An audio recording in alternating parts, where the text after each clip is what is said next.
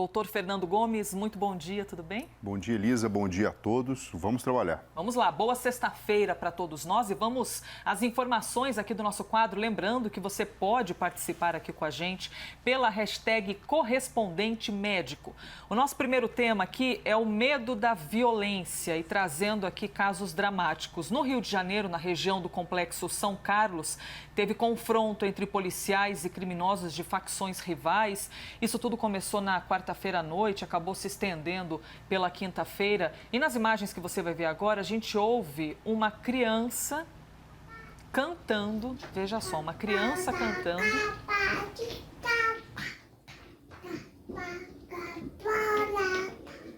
E depois de perceber a presença de homens armados fortemente passando pelo lado de fora, a mãe tenta silenciar a criança. Doutor, dramático demais, né? Triste, a realidade é muito cruel em alguns aspectos. O que passa na cabeça de um morador que vive em locais extremamente violentos? Elisa, é uma situação em que o cérebro trabalha de uma forma totalmente alerta, totalmente atenta e sobre um estresse muito grande. Estruturas cerebrais profundas, e a gente pega, por exemplo, a formação reticular ativadora ascendente, estruturas relacionadas com o sistema límbico, como, por exemplo, as amígdalas cerebrais, que estão aqui representadas, e o próprio hipotálamo, região onde tem uma conexão com todo o corpo e prepara você para uma situação especial, em que demanda um comportamento rápido de proteção, de fuga, de luta, ele fica, então, totalmente ativado. Então, 3 áreas principais que deixam a pessoa no estado permanente de estar ligada naquela situação, sem poder relaxar, e que a gente sabe que a médio e longo prazo impacta em funções importantes, como, por exemplo, a capacidade de memorizar, a capacidade de aprender, a capacidade de gerenciar problemas e, portanto, manifestar a própria inteligência. Mas por que afeta? Por que traz essas consequências? O que nós sabemos é que, com a liberação crônica e tônica de uma outra substância chamada cortisol, o próprio hipocampo pode sofrer um processo, que é uma região do cérebro relacionada com a formação de memória, pode sofrer um processo de atrofia e diminuição da sua conectividade com outras áreas cerebrais.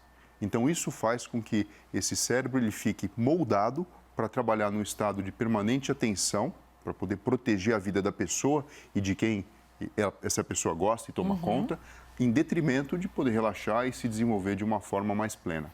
E nós ainda temos um registro do Rio de Janeiro, ainda mais chocante nessa onda de violência, é o da atendente Cristina da Silva, de 25 anos, que foi morta por uma bala perdida enquanto ela estava indo para o trabalho junto do filhinho dela de 3 anos. O que aconteceu? Para proteger a criança, a Cristina teria se jogado em cima do filho para conseguir salvar a vida dele, e também outras 3 pessoas se feriram no meio disso tudo, então ela foi baleada também na tentativa de salvar o filho. Doutor, como explicar esse instinto de proteção, de se colocar na frente de um conflito para poder proteger o seu filho?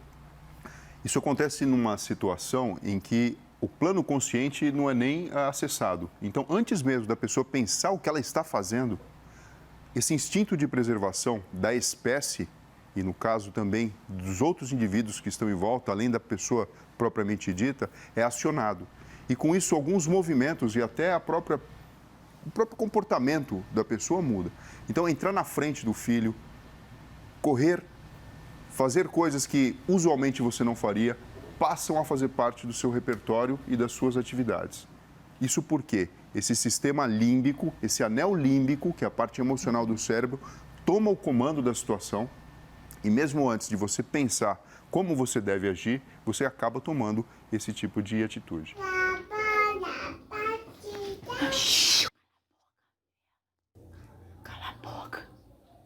Muito bem, e falando ainda a respeito desse instinto de proteção, em momentos de pânico existe uma tendência das pessoas se ajudarem. E teve mais um fato gravíssimo no Rio de Janeiro, que uma moradora foi mantida refém por bandidos que estavam envolvidos no meio de todo esse clima de violência, invadiram a casa dessa moradora no bairro Rio Comprido, dentro de um condomínio, e a mantiveram refém. Depois foram presos, mas há o relato de que essa moradora foi muito apavorada para o hospital.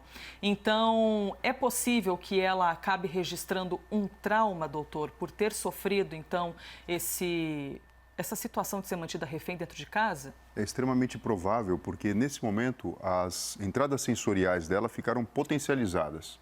Então, as informações que chegaram ao seu cérebro através do que ela viu, do que ela ouviu e da sua percepção emocional tiveram um poder muito grande de impressionar toda a sua estrutura cerebral relacionada ao processo de memorização. E como ela foi, de alguma forma, retirada desse contexto, porque se isso fosse crônico, isso fosse levado a longo prazo, talvez os dados e as informações poderiam ser, de alguma forma, dispersas no decorrer do próprio tempo do acontecimento. Isso faz com que ela fique, sim, numa situação mais frágil, até mesmo para desenvolver depois uma síndrome do estresse pós-traumático. Eu aproveito a presença do Dr. Fernando Gomes aqui conosco para até tirarmos uma dúvida em cima de uma notícia que é destaque hoje. O premier japonês Shinzo Abe renunciou hoje ao cargo, ele pediu perdão por não ter podido encerrar o mandato, está aqui já aparecendo imagem do momento. E a preocupação é grande no país com a saúde dele, porque há registros de que ele tem ido frequentemente ao hospital, luta há anos contra uma doença chamada de colite ulcerosa. Então, doutor, aproveitando a sua presença, o que é essa doença, essa colite ulcerosa? A colite ulcerosa é uma doença que tem um caráter crônico, inflamatório, numa parte do intestino, que é a parte final, o intestino grosso. Então, aqui a gente está representando, e nós temos todo o aparelho digestivo. Se a gente pudesse esticar, Elisa, o aparelho digestivo, isso aqui teria mais ou menos 7 metros para a gente ter uma noção. E o que a gente vê aqui, nessa parte em destaque, é o intestino grosso, o cólon, em todo o seu trajeto. E aqui, ampliando essa parte central do cólon transverso, o que a gente verifica é a parte interior do intestino com um processo inflamatório. Então, isso provoca uma sensação desagradável, isso pode provocar alterações do ritmo de ir no banheiro, como, por exemplo, diarreias, pode provocar anemia, pode provocar dores e extrema situação de desconforto e debilidade física. Além do que pode colocar o indivíduo numa situação de risco para desenvolver um câncer de colo. Mas uma pessoa pode passar uma vida inteira com essa doença ou não? Quando aparece, já compromete ali a saúde dessa pessoa? Ela pode passar uma vida inteira com essa doença, existe tratamento específico para isso, existe uma questão de você, de alguma forma, manusear esse processo inflamatório que manifesta com desconforto e com alteração nítida da qualidade de vida do indivíduo. Quer participar da nossa conversa? Hashtag correspondente médico. Publique a sua mensagem e marque a gente que logo no mesmo instante eu consigo ver aqui. Essa doença tem alguma semelhança com uma gastrite, por exemplo? Ela é semelhante no sentido de que existe uma correlação, inclusive com a parte emocional e a sua própria manifestação. Então, pegando, por exemplo, o papel dele como premier e toda a carga de responsabilidade, é de se imaginar o desafio que tem para você lidar com uma doença que tem essa correlação com o funcionamento da sua mente, do seu estado de espírito, com a sua parte inflamatória e até mesmo imunológica. Então, sim, acaba sendo exatamente dessa forma. E a pessoa que tem essa doença, ela sente dores, desconforto o tempo todo ou ela tem crises? Ela pode aparecer no formato de crise, ela pode ter um momento em que ela está bem, que ela consegue viver de uma forma melhor e momentos em que, muitas vezes, quando muito solicitada, quer seja pelo trabalho, pelas emoções ou pela própria vida, ela então aparece com um desconforto além do normal, acometendo a qualidade de vida. Como se fosse algo psicossomático num momento ali de estresse. Interessante. Obrigada, então, por tirar a nossa dúvida aí com essa notícia que faz parte de um dos destaques do dia. Agora temos o próximo tema aqui. O rapper paulista Pedro Quali, do grupo Haikás, sofreu uma convulsão durante uma live. Foi um baita susto, viu? Agora ele passa bem, mas foi um sustão. Isso ocorreu depois dele ter passado 14 horas jogando numa plataforma de streaming. Então, essa crise durou aproximadamente 2 minutos e, na sequência, ele também desmaiou. Então, doutor, por que uma pessoa convulsiona?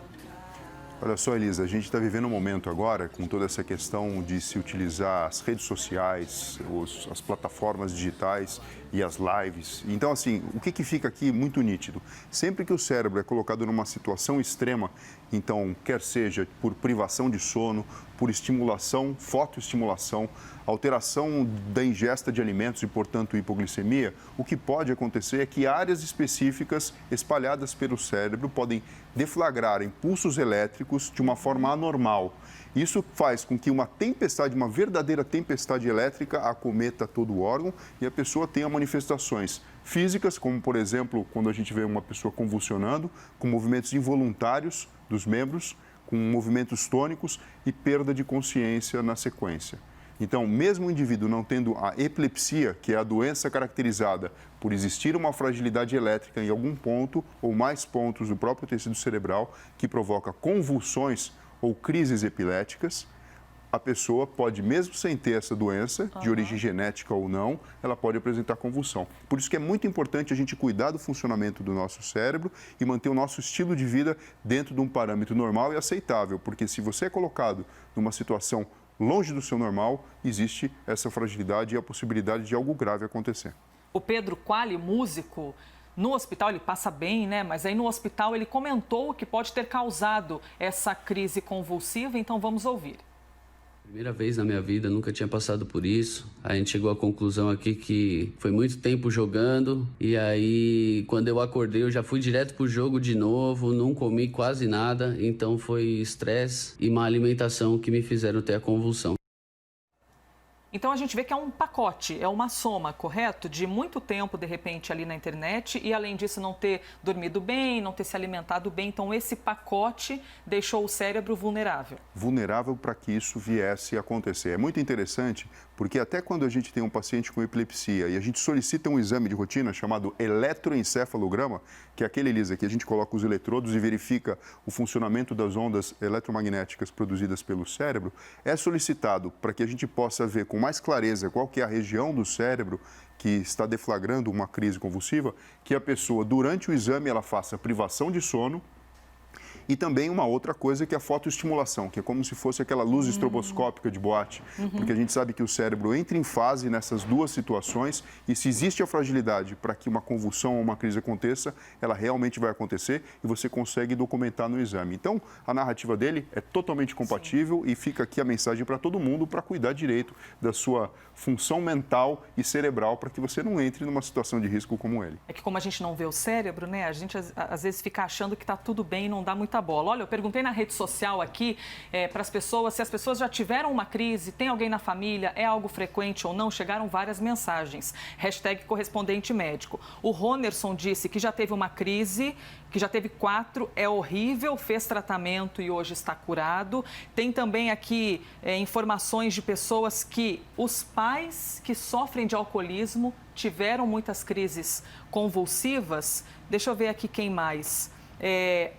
O Taunger disse que a filha dela teve uma crise, resultado de uma cirurgia no cérebro, aos 9 meses de idade. Então, são vários casos diferentes aqui. A Carol disse que Carol Trindunes disse que a irmã dela teve várias vezes várias crises. Então, a gente aproveita esse espaço aqui ao vivo para todo o Brasil para perguntar, doutor, quando a gente é surpreendido com alguém tendo uma crise, tem gente que já está muito acostumada, porque alguém da família já tem há muitos anos e já sabe o que fazer, mas como agir e ajudar essa pessoa?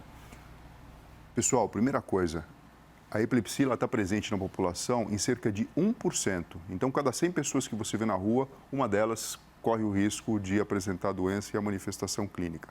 Então, existem diversos mitos que são falados e transmitidos para as pessoas, do tipo a necessidade de enfiar dedo ou alguma coisa dentro da boca para que a pessoa não morda a língua e muitas outras coisas que acabam sendo, na verdade, orientações perigosas. O correto é colocar a pessoa numa situação que ela fique confortável no chão, de forma lateral, porque a grande preocupação que a gente tem é que o indivíduo apresente um episódio de vômito, por exemplo, e tenha aí uma broncoaspiração, o que pode ser muito grave, porque além de provocar uma pneumonia aspirativa, pode levar a uma parada cardiovascular. Fora isso, é esperar passar o período de crise e, enfim, encaminhar um serviço de saúde. Lembrando que a epilepsia ela pode ser tratada através de medicamentos que, de alguma forma, estabilizam a função elétrica dos neurônios, e isso acaba sendo um tratamento de longa data, ou, em algumas situações especiais, através de cirurgia. Muito bem, esclarecido, então. Obrigada a você que mandou aqui comentários e perguntas para a nossa conversa, para a gente sempre ir aprendendo junto, viu? Doutor Fernando Gomes, hoje é sexta-feira, amanhã não tem encontro, então bom fim de semana, a gente se vê de novo na segunda. Ótimo fim de semana para você, Elisa, e para você também, Rafael Colombo.